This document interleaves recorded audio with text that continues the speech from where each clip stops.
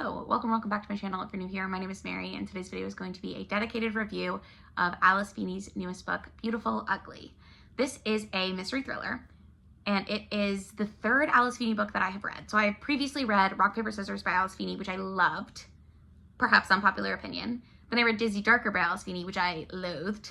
Again, perhaps an unpopular opinion. I have heard people say that Daisy Darker is their favorite one of her books. I hated it, but it was the type of twist that I cannot stand. So I didn't like that one. This one I thought was ultimately fine. So I gave this book 3 stars. I did enjoy my read of it part of the time, and then I did not really love other things about it. But I will not be doing spoilers in this video. So if you haven't read this book and you just are looking for like what it's about and like how other people felt about it, that's kind of what this video is for. So this book follows a guy who is an author, and he lives in England. He's married to his wife, and he's waiting for a phone call from the New York Times bestsellers list at the beginning of the book. And he's waiting for his wife to come home because he wants her to wait with him to see if he made the New York Times bestseller list. He calls her to see where she is, and she tells him like, oh, I'm at this place by like this cliff edge. I'm almost home. And then she tells him that she sees a body in the road, and he tells her like, don't get out of the car. And she's like, no, I'm going to check on the person and see if they're okay. And he's like, no, do not get out of the car. And of course she gets out of the car, and then she's never seen or heard from again. The book picks up about I think it's a year later, and he hasn't been able to write another book since his wife went missing. He hasn't been able to really do anything. He had to sell their house. He had to he's like living out of a hotel right now because he doesn't have any money, because he hasn't been able to publish anything. He hasn't been writing anything. And a lot of his stuff has like fallen through since then. And his agent ends up reaching out to him and is like, hey, look, I know you're having a really hard time since your wife disappeared. She also is like the godmother to the disappeared wife. That's how he ended up meeting his agent, is through his wife. So they're both kind of like in this grieving process together. But she basically tells him like, I inherited from a former client of mine who passed away. I inherited a secluded writing cabin of his. Why don't you go to the secluded cabin and try your hand there and see if you can't write a manuscript? And our main character decides to go to the secluded cabin, which is on an island that you can only get to by ferry.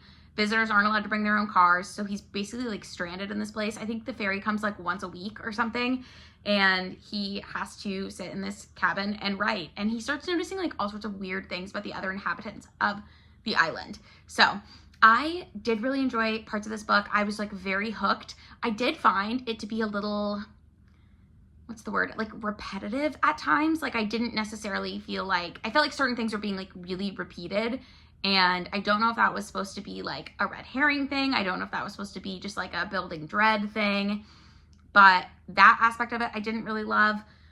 Also, you end up finding out that this guy's kind of an unreliable narrator. I don't think this is a spoiler because that doesn't really spoil anything. You sort of figure it out at the beginning, but like as things go, he starts being less and less reliable. And part of it is that he hasn't had sleep, like good sleep, since his wife went missing. So it's one of those, not amnesia tropes, but like unreliable narrator, are they imagining things, whatever tropes, which I know some people don't like. I don't always hate those. Like I don't really care about them. It kind of depends on how it impacts the rest of the story and how things play out. And I didn't hate the way it was handled in this book. There are certain decisions that this character makes that I'm like, I don't know why you would do that. Like I don't understand why that would happen, and that would be your honest reaction. Again, I'm not going into spoilers, so I won't spoil what happens in this book, but like certain things happen and I'm like, you are so dumb. Like, why are you doing that? There is an animal companion. He has I think it's a lab mix or something that he brings with him. So that's really fun. If you like dogs, the dog does not get harmed. If you're a dog person, there's a dog in this book. I will say the main reason that let this book down for me, because I was really enjoying it. I was thinking of giving it 4 stars, and I think the ending was a 2-star ending for me, which is why I ended up settling at 3 stars. The main thing that let it down was not necessarily the twist, but the explanation for the twist, if that makes sense. So there are certain twists in this book that like on their own I didn't hate, but you have to tie it together in a way that I like appreciate and like. And for me, this book didn't do that necessarily. So there's certain twists that like either I felt like it didn't really make a lot of sense, the explanation, or I thought that like the explanation was stupid. And there's a certain aspect of this book that you really have to like be emotionally bought into in order to care, if that makes sense. And I was not emotionally bought in. I don't know what they could have done to make me more emotionally bought in, but it kind of like, it just didn't feel like if these things happen to these characters, this would be the outcome of that, if that makes sense. it just, something about the cause and effect was not adding up for me. But that's it. That's my ultimate review of Alice Feeney's Beautiful Ugly. Have you read this book yet? If you have, what did you think about it? I know it was the Book Troop pick last month, maybe? I did end up going back and watching the live show, which I really enjoyed, but I hadn't finished it by the time that the live show actually aired. But let me know in the comments down below if you read this book, what you thought of it. Also, let me know what your favorite 2025 release, or what 2025 release you're most looking forward to this year. I think the next one that I'm most looking forward to that I haven't read yet is that Bat Eater book. I can't remember the full title.